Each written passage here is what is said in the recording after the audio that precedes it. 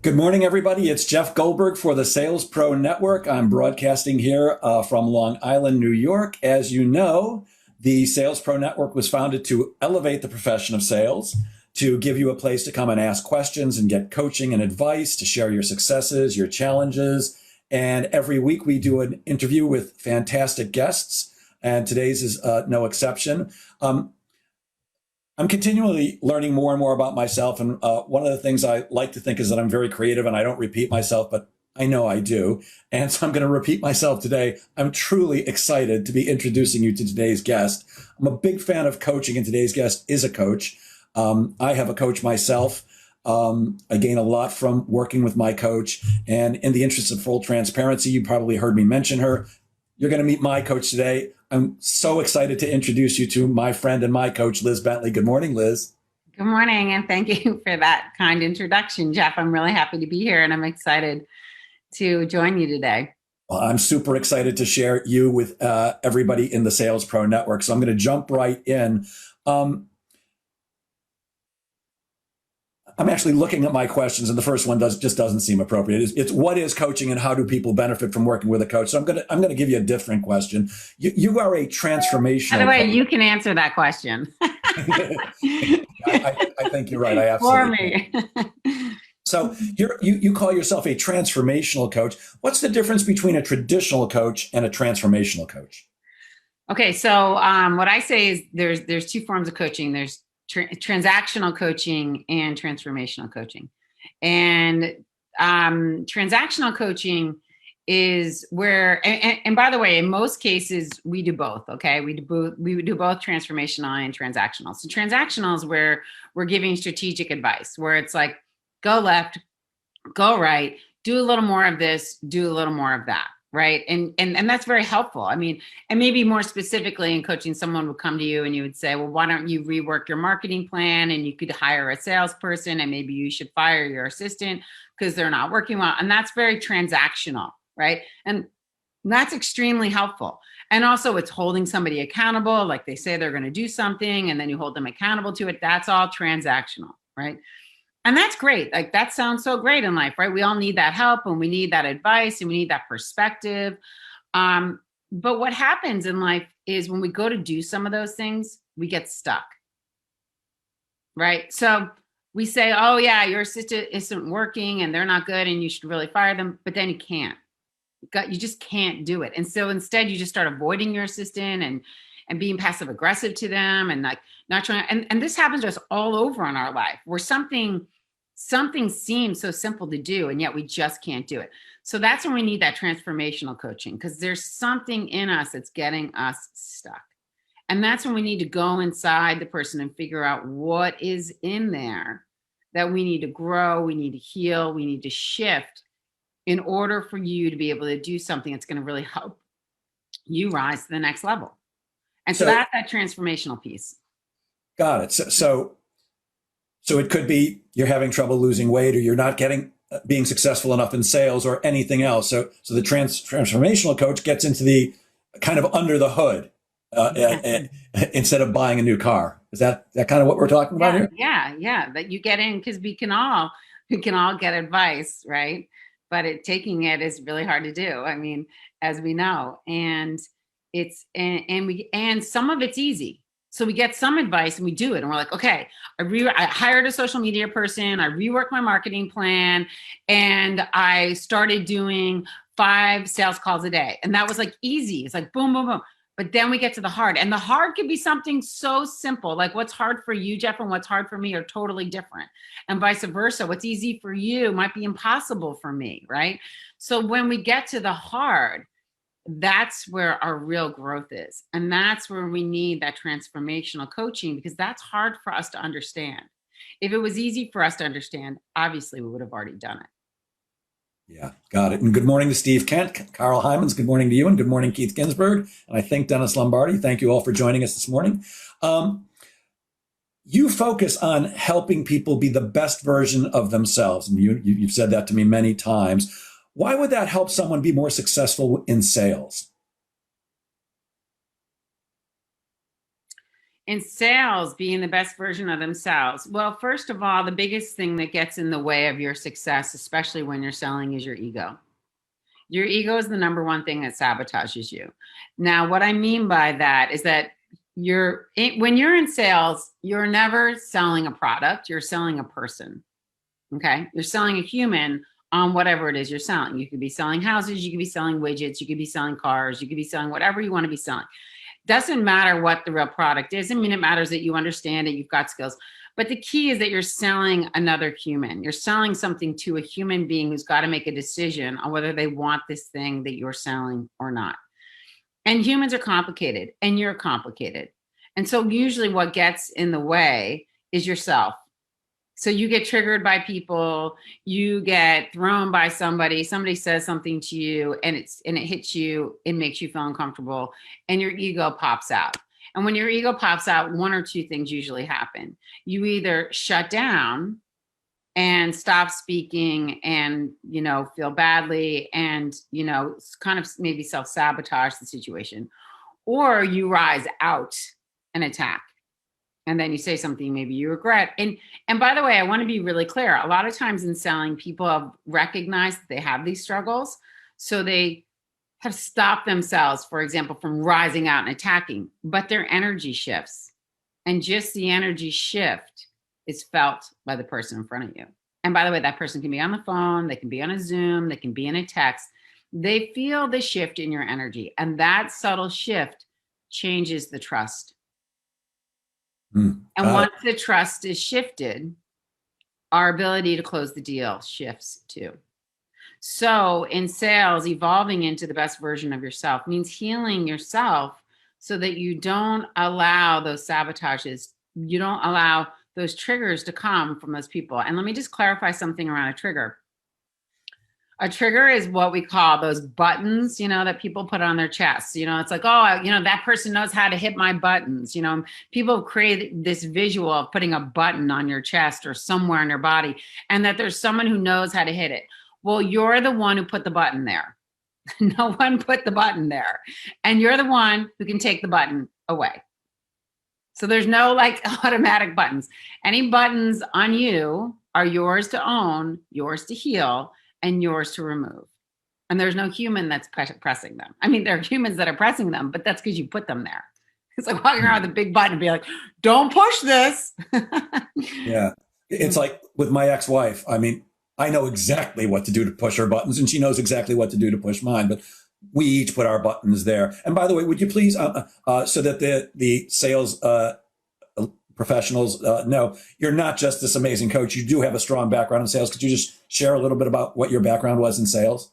Yes. So I was in sales for the first half of my career in media. I worked at CBS Network. I sold for CBS Sports. I sold primetime. I sold news. I sold late night, all the main spots, which was really, really interesting job. I mean, we did billions of dollars in sales. So I had accounts where, I had like Unilever who would do 30 million in late night television or something. So it was really fun. We had really big accounts, really cool business. And the big networks were really fun to work at. And then I went from there actually to Wired magazine, where I was a salesperson at Wired in selling magazines. Then that Wired was bought by Condé Nast. And Wired was fun because it was just an era where the .com and the internet was booming, and it was just a really interesting, fun time in life because we were watching this whole thing unfold and on the forefront of it.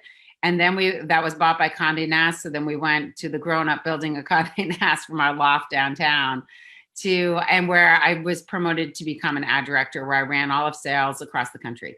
So I had offices in all the different major cities. And that was interesting for a number of reasons. I was young at the time, and I had people who were working for me at all different age groups, a lot of older people who were in their 60s and 50s and 40s, and I was 30 at the time. And also, it was interesting because we were selling in all the different cities. So selling in Boston was very different than selling in Chicago versus selling in Atlanta versus selling in LA. So I had all these offices around the country, and the culture in every office and the culture in each space was so different. So that I also really enjoyed it for that reason. So it was great. It was a really great experience. And you not only do one-on-one coaching with executives, but you also work with a lot of sales organizations now, don't you? Yeah, I do. Yeah. And I mean, everyone's in sales for the most part. Like, people are always selling. I mean, in corporate America, I talk a lot more about influencing, like how we influence, like how we become influencers and what does that mean? But before I talk about even that, I'd step back into saying that interestingly enough, so one of the areas that I do a lot of work is in real estate. And I coach some of the top real estate brokers in the country. I also coach a number of the CEOs who own real estate brokerages. And I coach in a lot in corporate America, as you know, as well. But what I was going to say is interesting about coaching the top real estate brokers. Obviously, they're in sales. These people sell over 100 million a year in residential real estate. So it's not your typical real estate broker. These people, they're really have really complicated businesses and complicated business models. We never talk about selling. I mean, I'm coaching them all around those buttons and that ego. It's very rare. I mean, occasionally we talk a little bit about selling, but that's just kind of like these are the top salespeople in the country, and in some cases, the world. They're selling castles all over the world. In some cases. So it's just saying, like, that's the point, is that when you want to unleash your power as a salesperson, some of it's going to be transactional about your technique, and a lot of it's going to be transformational. I know I've heard you say more than once that you don't really try to help people make more money, but they often do once you've helped them heal that inner stuff, that they sometimes double and triple their incomes. I think our stats say that 98% of the people have something like 30% growth in the first year, and many people have doubled their income in 1 year, actually. But that's not our objective. That's just the benefit. Yep, I That's get the it. extra. Yep. Good morning to Mike up in Canada. Glad you could join us, and Fran down in Texas. Good morning, Lee Green in Florida. Look, John. I don't know where you are, John. I think you might be on Long Island, but good morning to you too. I know that you have a background in competitive athletics because we've talked about this a number of times. How has that helped you? And what can salespeople who perhaps have not had that background in sports, certainly at that level, how can they learn and use that? Okay, so the biggest thing, you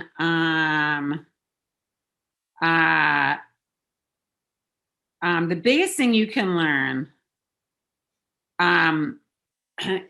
or the biggest struggle. It's funny. I was having this conversation yesterday with my team. The biggest struggle I see people have is adults in the business world that they missed from being an athlete is learning how to lose. Now, let me be very clear. No one likes to lose. I have spent a lifetime losing a lot and winning, thankfully, too. Thankfully. But you really, what you learn as an athlete, if you really are a real competitor, and I did play it on the USA national soccer team, so I did play at a very high level, and was a real competitor, let's say. And I played 2 Division I sports in college that were both top 5 in the country. So I really competed, but I lost a lot. Okay. And you never like to lose. And I still don't like to lose. And I still compete in sports. But what you learn as an athlete is how to lose. And that losing doesn't make you a loser. See, that's the difference. Losing doesn't make you a loser. It's just part of the journey. And what I see in a lot of adults who didn't spend a lifetime losing like I did, they didn't have the good fortune of getting to lose all the time. When they lose, they turtle, they go inside their shell because they're afraid of seeing the weakness. They're afraid of seeing their vulnerability. They're afraid this means they're not good enough. They don't realize, oh no, this is just the journey. This is just the road. Right. So losing is just feedback. That's just feedback from the universe telling you, here's where you need to grow. So, and if you talk to anyone who's a great competitor, if you talk to the number 1 tennis player in the world, they're going to tell you, oh yeah, I spent a lifetime losing. And yet they're the number 1 tennis player in the world. and brutal losses. This year at the US Open, God, this was the worst record anyone has ever set. The person who lost the US Open set the record for being the first person in 70 years to have won the first two sets in the US Open and losing the championship.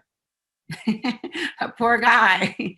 And yet, I'm sure he'll survive and come back and win it next year, likely. I bet. I would put my money on that. That's the journey. So I mean, I know you went to a top school. I'm very proud that my oldest daughter goes to that same school. And competitive to get in there in these competitive sports. So how do we? And you and I have talked about how Olympians look at failure, and you've talked about, maybe it's worth talking about. You've talked about moving up to the next bench. Can you speak to that a little bit? So I always said, I've always said, as an athlete, what happens, and this happens in life too, right? Is for executives, or this is what you want to have happen, right? So as an athlete, you make a team, and you're on this team, and eventually you get your starting position, and then if you're really working on your game and working on yourself, you become one of the best players on the team, and then what happens is you get pushed up to the next level.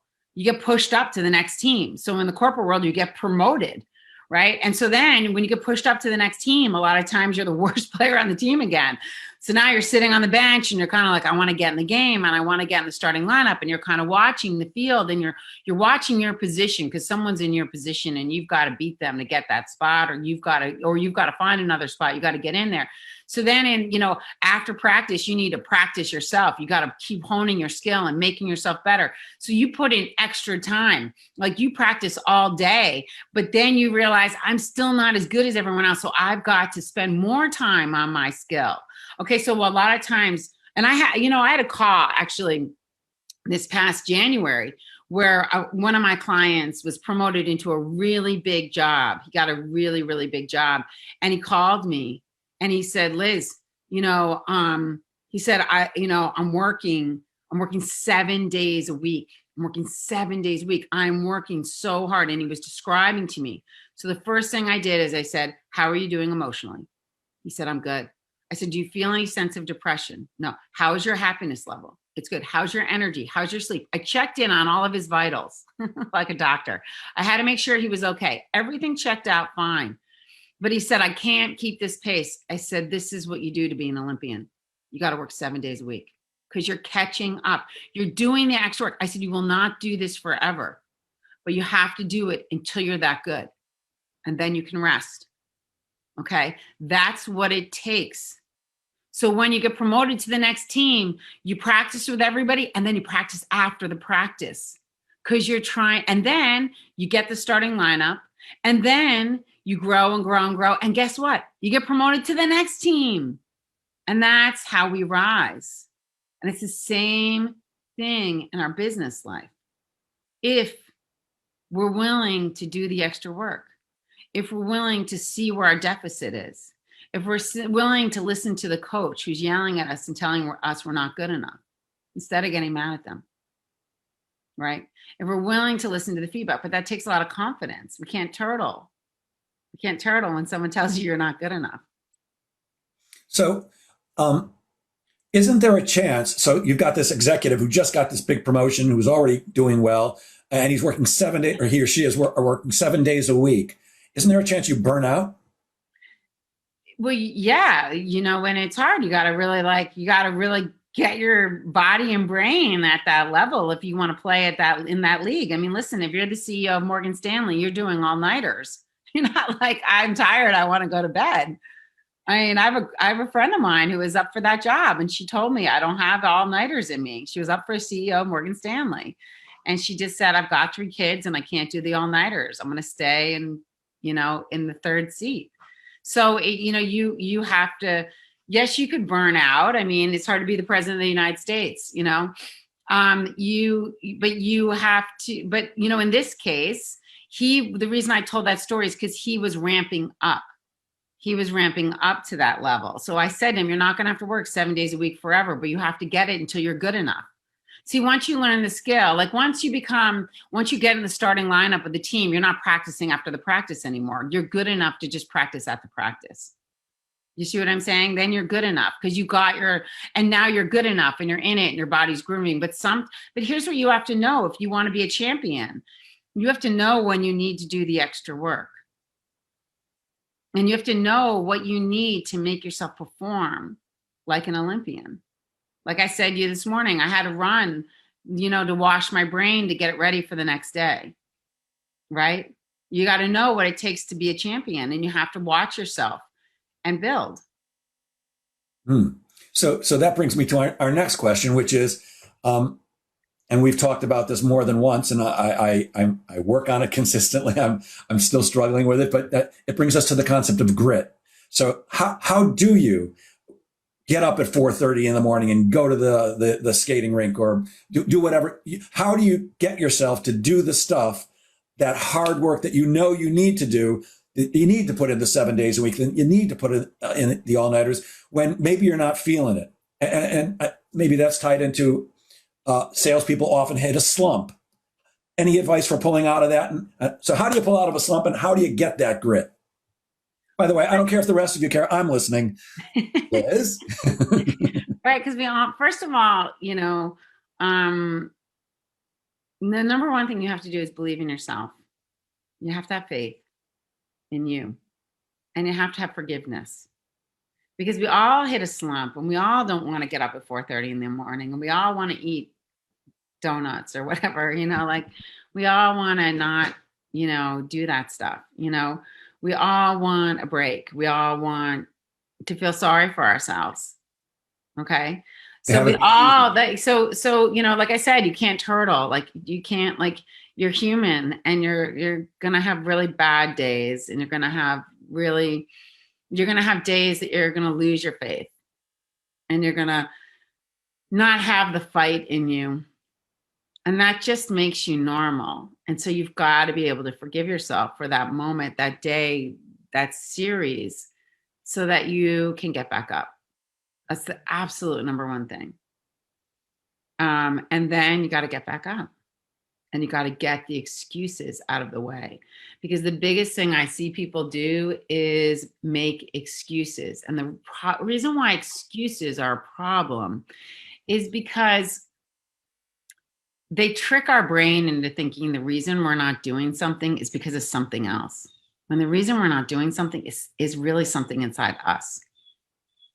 We'll make an excuse. Well, I had to do this for my kid, or that, or this, or this. And, they sound like good excuses. They usually, they can sound pretty good. But at the end of the day, it wasn't delivered, or you didn't do the work.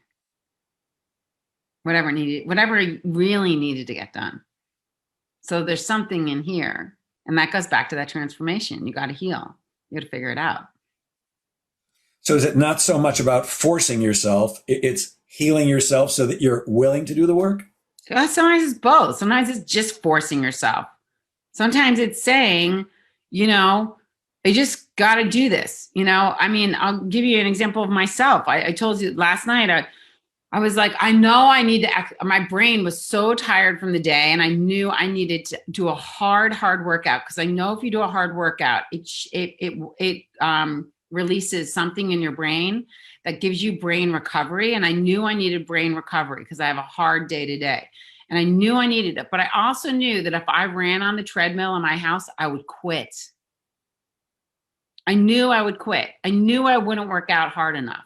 So I set myself up for success by forcing myself to go to a class where they were going to work me out, and I knew I wouldn't quit.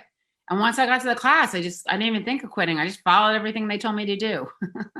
And next thing you know, I was I had a hard workout, was exhausted. So sometimes you just have to set yourself up for success. And if I had gone on the treadmill, I would have quit, and then I would have gotten mad at myself, and I would have thought, why don't I have the self-discipline to do this? I used to be this amazing athlete. I don't need any of that. I just signed up for the class. So I'm saying you got to know. Sometimes you have to know, where your touch points are and what you need to succeed. Now, granted, at another point in time in my life, I'd get on the treadmill, I'll be fine. I won't quit. I just know that's what I needed. Right? So it's so funny because I know you're a human, but the word Liz Bentley and quit never occurred, that you would even think that if I got on the treadmill at home that I would quit. It never occurs in my realm of possibility. Yeah. So it's really useful. I just knew I would. I just knew myself. I knew I was going to quit. I knew I was going to, like, I don't know, just whatever, not have it in me. I knew I needed somebody else yelling at me last night to make, because it was 7:15 and it was a long day and I had a 9 o'clock lacrosse game to go to. You know, so it's like, I just knew I needed somebody else. I needed someone else to be in control of the workout. And I needed to not be on me. You know, but that's not, by the way, I didn't think that then. I just needed it. But so I knew myself well enough. It's like I knew myself well enough to know how to set myself up for success in that moment, you know? And that's what you have to know about yourself. So sometimes you need to know, I need this, or like sometimes even with exercise, you need like an accountability partner. Like it's good to go running with someone because they're going to call you and then you're accountable to each other. But you need it in all kinds of things. Like I know people who do it in work and sales. Like it's so hard. The hardest thing to do in sales, the number one thing that is so impossible to do is what? What's the hardest thing to do in sales? Hardest. No one, yes, cold calls. No one in the world, everyone would rather sign up for root canal all day long, 8 hours of root canal instead of 5 minutes of cold calls, right? And the research on that is off the charts. Like it basically says again and again that everyone would pick open heart surgery with no anesthesia. I'm kidding. I often say I'd rather live in my car than ever have to cold call again. Yeah, I mean, exactly. And I teach people how to do it. That's right. So it's so we know that. So we know we have to have all kinds of help to help ourselves do it. So an accountability partner where you're like, okay, you've got a cold call, I've got a cold call. How about we do it at 9 o'clock and then let's call each other afterwards and brag about how many we did or cry about how many we didn't do. But at least we're like showing up together. Let's partner up. So sometimes in life we just need to have fail safes, right? So that we know what we need. And just so we're clear, like I had success last night and now I'm bragging about it, but like I didn't have success on Wednesday night, whatever, like it's not always that easy. There's plenty of nights and plenty of days you think, that wasn't my best. That's not my best. That's not me and my best. And that's okay. That's where that forgiveness piece comes in. Right. Yeah. And I think a lot of people struggle with that. So how do we acknowledge that we're human and actually truly forgive ourselves? Because I think a lot of people, myself included, oh yeah, I forgive me, but it's still sitting for me right here in my chest, as you know, and we hang on to that. How do we truly forgive ourselves? Well, again, like a lot of times that goes back to the transformational coaching of finding out what is it really you're not forgiving yourself for? Because it's usually something that's not like, not cold call. Usually it's not something that's small. A lot of times it can be something bigger that's really at the root of it. But at the same time, so you should be doing that work. You should be investigating what is it I'm not forgiving myself for, and how do I get inside of that and understand it so that I can, because if you're not forgiving yourself for something big, why would you forgive yourself for something small? Right? So it bleeds into all these things. But if you haven't quite yet forgiven yourself for that something that is so big, then recognize, scale things. When you make a small mistake, it's a small mistake. Don't make it a gargantuan one. Be able to put perspective on stuff. It's like, we always talk about how the crime doesn't fit the punishment. Yes. Right. The crime doesn't fit the punishment. Let it go. It's just all it was a small mistake. It wasn't anything more than that. And being able to recognize that and then move on, and when it's a big mistake, okay. So what I see when people make big mistakes, they do the opposite. They punish themselves for the small mistakes. And when the big mistakes come, do you know what they do? Stick their head in the sand. Stick their head in the sand. Pretend like it was nothing. Pretend like it was nothing. Stick their head in the sand. Pretend like, it worked out for the best. It's better that it was this way. Or, like they get fired by a big client. They say, well, you know what?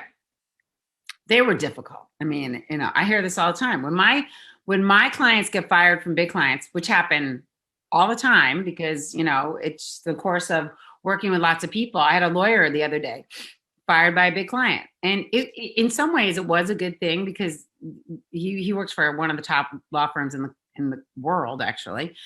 And it made, some of it made sense, but we still went through all the things that were missed that he could have done better.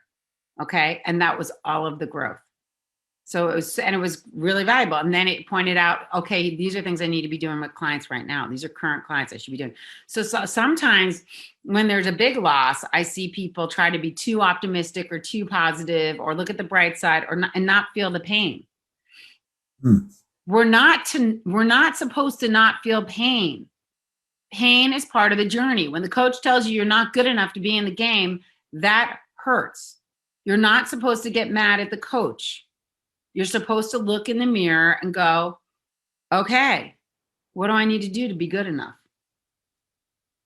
And I correct me if I'm wrong, but I think a lot of people that's when they start numbing themselves, overeating, drugs, alcohol, pornography, whatever their thing of choice is, and we don't allow ourselves to feel the pain because pain hurts. Who wants to hurt? But I think you're saying, and everybody wants to hurt. That is the biggest problem we have lived with in the last century, the last number of decades.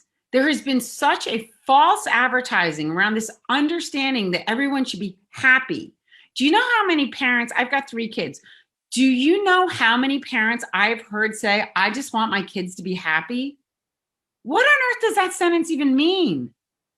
Okay. Oh, okay. Oh, so you want your kids to have pain and suffering. That's what you're saying, because that is what you should say. I want my kids to have pain, to struggle, and to thrive. Because that is what thriving is. Happiness comes from hard work. Happiness comes from struggle. Happiness comes from leaning into pain, moving through it, and growing into something better. It's the caterpillar who turns into the butterfly. Okay, that is where happiness comes from. It doesn't come from just, I don't know, trying to have an ice cream. That doesn't make you happy. Happiness, and here's actually a shift that we've been talking about a lot lately, is that we're never going for happiness, we're going for fulfillment, because happiness is temporary and fulfillment is a lifetime. And fulfillment is full of pain because it's from our pain that we grow. Pain comes, we need to learn to lean into it, not lean away from it. Right? We lean into our pain to grow. So the coach says you're not good enough. The boss says, no, you're not getting the promotion. Okay, what do? Do we go numb ourselves? No, we go, why not? What do I need to do? What do I need to learn? Where are my deficits? How do I grow here?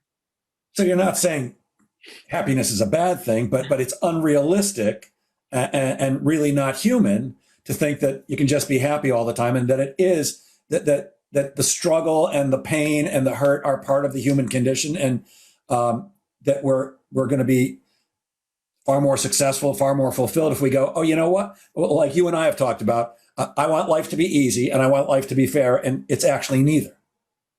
That's just what's so. I want it to be that way, but it's not. Is that kind of what we're talking about here? I think it's shifting the entire mindset. I think it's understanding that happiness is a temporary feeling, like sadness is a temporary feeling. Some days and that, I mean, it's fine, and it's not even the goal. Happiness isn't like you'll feel a sense of happiness in your life in general if you're reaching for fulfillment. So the entire mental shift, and everything you said was correct. Yes. So let me just answer. Yes, everything you said was correct. And let me add to it that it's shifting our mindset into understanding that pain and discomfort aren't bad. There are places we need to go into if we're feeling them. We're not supposed to lean away from them. If we feel pain and discomfort, if we lean into it, we'll heal it. If we lean away from it, it'll always stay there. And then we're just faking it. And then that's where we go to numbing, is because we just don't even know what to do. And so we're reaching for fake happiness. So if I smoke pot or I drink, or I'm feeling fake happiness in the moment. In fact, I don't even think you said, we want life to be easy and fair. I don't even think that's something we should be thinking about. I don't even understand why It shouldn't even be on the table.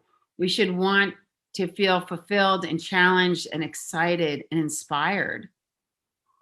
And none of those things might be easy. All of those things might be hard, but who cares? If we're feeling fulfilled, excited, challenged, inspired, interested, jumping out of bed because we're inspired and interested in the day in front of us. And that's always going to be hard. If we are inspired and challenged, we are jumping out of bed to do something hard. We don't jump out of bed to do stuff that's easy. It's not that interesting. Yeah. It's almost like as a human race, we've set ourselves up for failure by saying, here's how we're supposed to be. And I'm going to give an example. And I'm a little stunned that I'm going to share this, but I remember the very first time we spoke, about 2/3 of the way through, I was bawling my eyes out. And I'll admit it to you guys, I often bawl my eyes out when I'm talking to Liz, because she does help me do work on my inner self. And there's pain that has to come out. And we've kind of been trained that you don't cry in front of other people. That's weakness, especially for men. Crying in front of people. And I struggled while I was doing it that first time, and still have in the back of my mind every time. It's like, oh, I so respect Liz, and I don't want her to think less of me, and I can't believe I'm crying again. And, like I did an hour and a half ago, I'll admit that too. I had a session with Liz this morning, and totally did not expect that it was going to go there. But, we got to something that was incredibly deep and useful, and bawling my eyes out. So have we really set ourselves up as a society to almost fail by saying we have this unrealistic expectations of what a woman should be, of what a man should be? I think that we are evolving as a society all the time in understanding ourselves and understanding the world around us. And I think we will always be making mistakes and always growing and always doing it better. And what we've learned a lot about men and women is a lot of the messaging that men were given and that women were given in the last couple of decades was false advertising. So men were told, don't be weak, don't be vulnerable, and and be brave and courageous, and don't ever be scared. And that's just impossible. That's not a possible feat. How could you possibly grow without being vulnerable?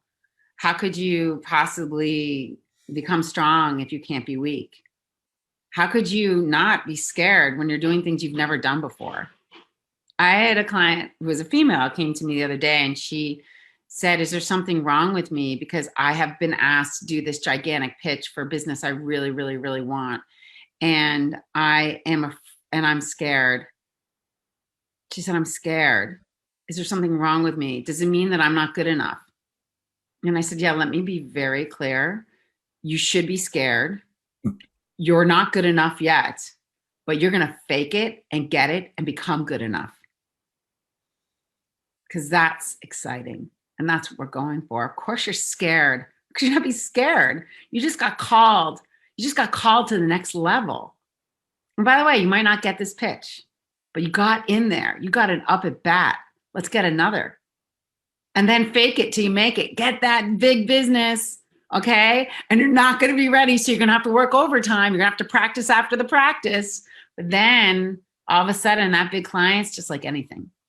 Now, let me go back 1 second, because then that big client's just like all your clients, right? And then, by the way, then you're going to get called to the next level, and you're going to be terrified.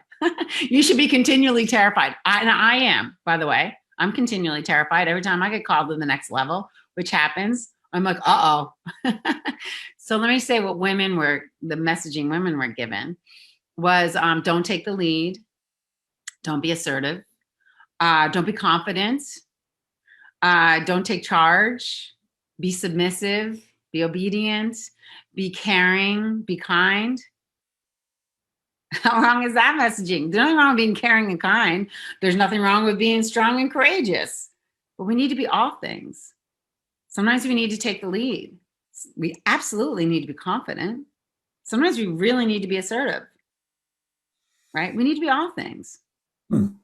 So I was about to ask another question about sales, but so how does a man who traditionally is expected to be strong How does he show his vulnerability and weakness to a woman that he's interested in without being seen as a wimp and, oh, I wouldn't want to, you know what I'm saying? I Oh my mean, God, I'm so glad this turned to dating.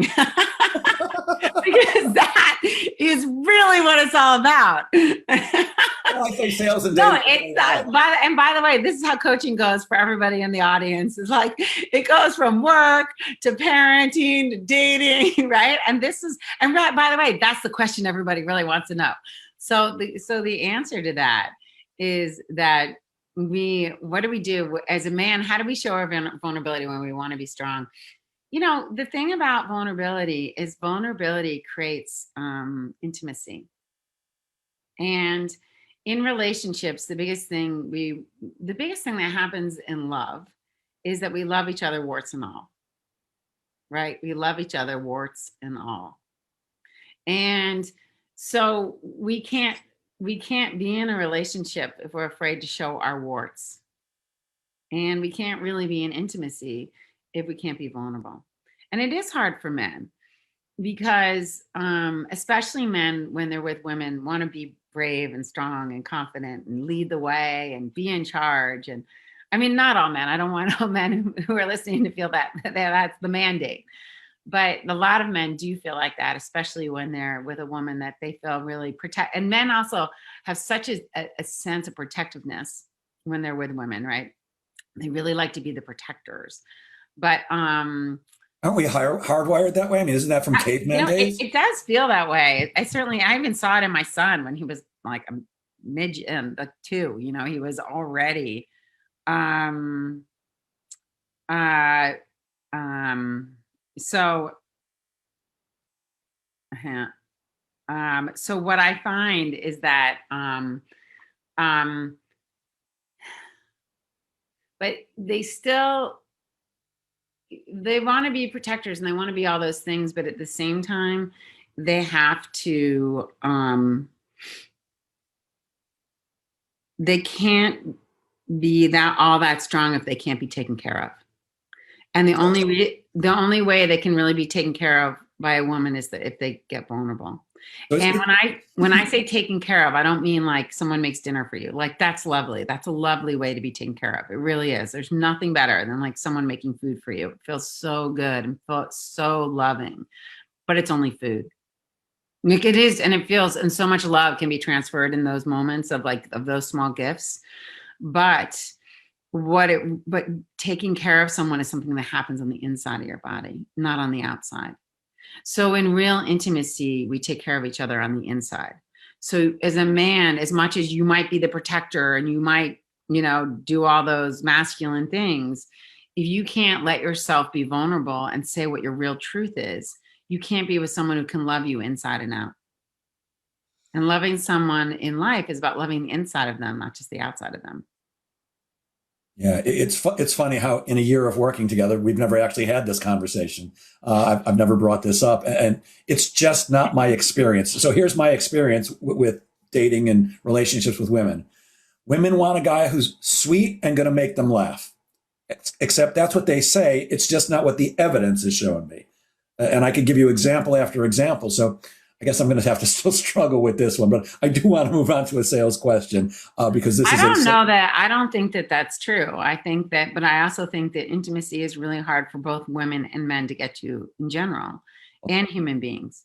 So getting to real intimacy, first of all, remember the only person you're fixing in your lifetime is you.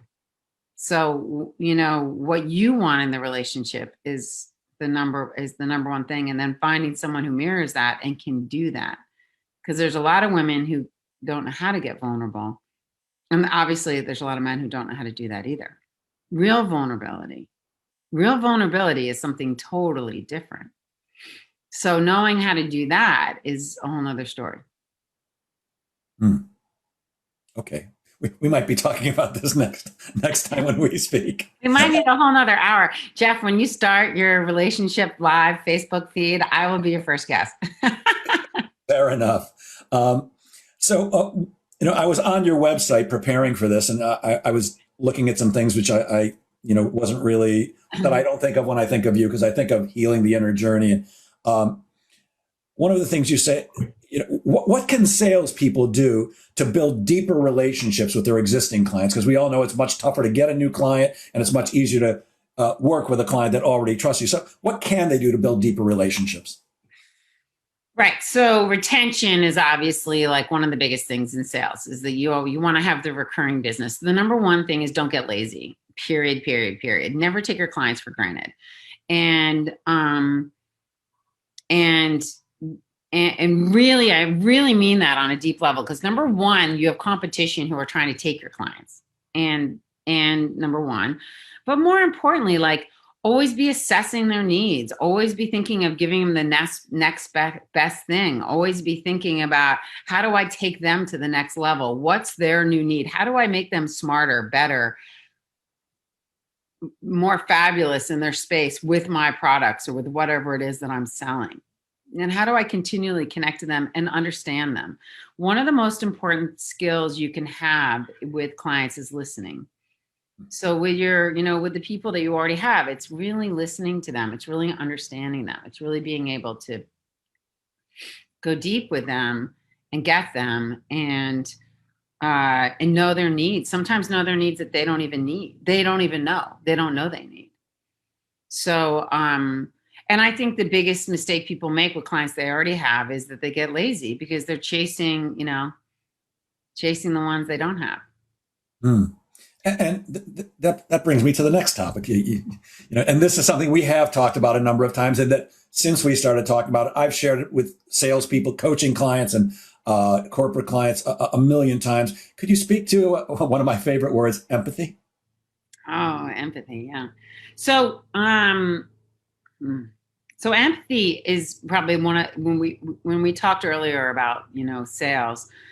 The keys to success in selling. I like the three that just popped in my head. If you want to be a great salesperson, if you master these three things, you will be a great salesperson. And the first one we talked about already was getting your ego out of the way, getting yourself out of sabotaging the sale, which you do all the time. We all do. It's something that humans have to practice. The number two thing is that listening skills, being able to listen for meaning. And again, you got to have your ego out of the way to be able to listen really clearly, but listen to what your clients are really saying and understand them. Because the number one thing people want in life more than after food and water is to be understood. People need and want to be understood. Okay. So in order to understand someone, you have to listen for meaning. Okay. And Jeff, this is pretending that just you and I are on the call right now. What I'm going to tell you is that that's what happens in coaching, right? You feel understood, right? Absolutely. 1,000,000%. Yes. That's the listening for meaning. That's not listening to a word. It's listening to what someone's really saying. Okay. And feeling understood is one of the greatest gifts in the world, because so much of our life, we walk around not feeling heard, not feeling understood. Right. So as a salesperson, listening for meaning so that your client feels understood. I'm really frustrated. They're screaming at you. Okay. You get your ego out of the way and you listen to what they're really saying. You don't, it doesn't matter that they're screaming and yelling. You're listening. What's going on? Why are they so angry? Now we lead to the third thing, empathy. Okay. So empathy is exactly all these things. Empathy is about really meeting somebody emotionally exactly where they are. So someone's furious and angry. Rather than taking that on and being like, why is this person yelling at me? We instead empathize and go, wow, they are so upset right now. They're so upset. What do we need to do here? Right? So empathizing is really, now I want to be very clear. In empathy, we don't walk in someone else's shoes. We can never know what it's like to be anyone else, but we can empathize with sadness. We can empathize with fear. We can empathize with anger. We can empathize with all emotions because we've felt them all. We have felt them all at different times. So we're going to meet somebody and they're going to be telling us, oh, I have all these problems financially and da, da, da, da, da. And maybe we don't have any of those problems. Maybe those aren't any of our issues, but we don't go into judgment. Judgment is you're bad and I am good. we go into empathy, which is, that's not my problem, but I understand how hard that must be, because I know what hard looks like, because I've got other issues that are hard. We all face hard, all of us. Every single human faces hard. Okay? Great. Now I want to talk about judgment for a second, because that's really important here. So the two things that we go into instead of empathy is judgment and sympathy. Both of those things make us, both of those things are bad because they make us good and someone else bad. So sympathizing sounds like it's such a nice thing, right? But really, when I feel sorry for you, okay, when I feel sorry for you, I'm putting myself up here and you down here, because you poor thing, you poor soul. You have this whole big gaping character flaw and weakness and problem in your life. And I can't imagine, just because my life is perfect, right? So in sympathy, we're kind of doing that, even though I exaggerated, I exaggerated it, but we're kind of doing that. So when we're selling, we never want to be in sympathy. So someone's like telling us, oh, I'm really stressed because my business is struggling. We're not like, oh, you poor thing. We're in empathy, which is like, oh, I get it. Yeah, that must be really hard. That must be really scary. See the difference? Empathy, I meet you at the same level. Sympathy is I put you down. Now, in judgment, I do the same thing. Your business, you're struggling with your business. What's wrong with you? I mean, obviously you should have made that other decision and you should have done this and you should have done that. And, and now I'm in judgment. Why don't you do those cold calls? What's wrong with you? I mean, why did you go for 8 hours of root canal? But, so, because that wasn't fun. So I'm just saying, in judgment, we judge people. And again, we judge people out of our own insecurities to make ourselves feel better. It takes a lot of confidence to be in empathy. It takes a lot of healing inside of ourselves to be in empathy. Okay, now let's talk about judgment a little bit more, because this is a really important time to understand judgment, especially during a contentious election. So there's something called discernment. There's judgment and discernment, and they're at the same level. Discernment is, I disagree with you. I don't see things the same way you do, but you're not a bad person because we disagree with each other. Judgment is, I disagree with you and you're bad. One of the things that the country is struggling right now the most with is judgment, because we have decided there are bad people and they are good people, and multiple sides have decided that in general. There's been very little discernment, which is. And we all know we're right. What? We all know that we're right. At least that's a belief system that's out there. So discernment is, I don't see it the same way you do. Now let's understand something. How do we get to our belief systems? From the way we're raised, from the culture we were born into, from what we know, from the way we live. There's so many things that come into our life, right? And how we form our opinions. So many things. I mean, I've met people all over the world living in so many different environments, from, literally an Eskimo in Alaska. It's a very different experience, than, everyone has very, very, very different upbringings.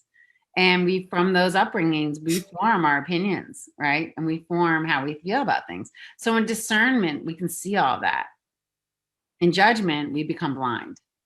We can't see, we can only see our way. We can only see our truth.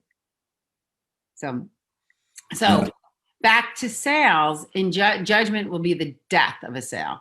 You go into judgment, even if it's only happening in your brain and you're not saying anything that anyone could hear, that is the death of a sale, because trust gets lost the second you go into judgment. I love all of that, especially the part about understanding.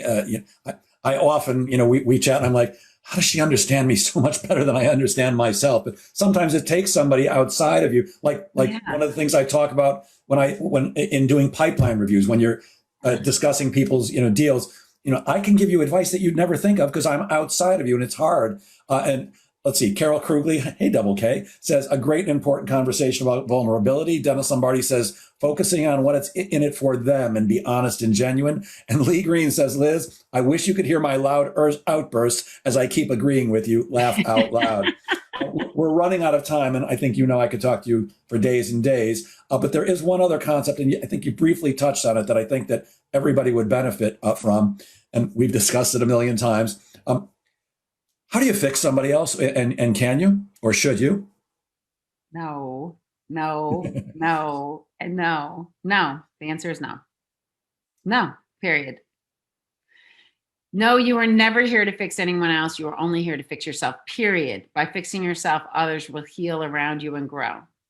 The biggest place that people have conflict with this is in parenting. As a parent, you're really here to take care of someone. You're really here to nurture someone. You're really here to love them, guide them, support them, grow them, push them, yell at them. All those things we do as parents, right? But you're never here to fix anyone. And by focusing on fixing someone else, you're just making an excuse for not showing up to the person in the mirror. But the biggest mistake, the biggest thing I see, right? Everyone comes to me to fix their team. And what are they doing? Pointing at everyone else in the room but themselves. Okay? The only person we are here to fix in this lifetime is yourself.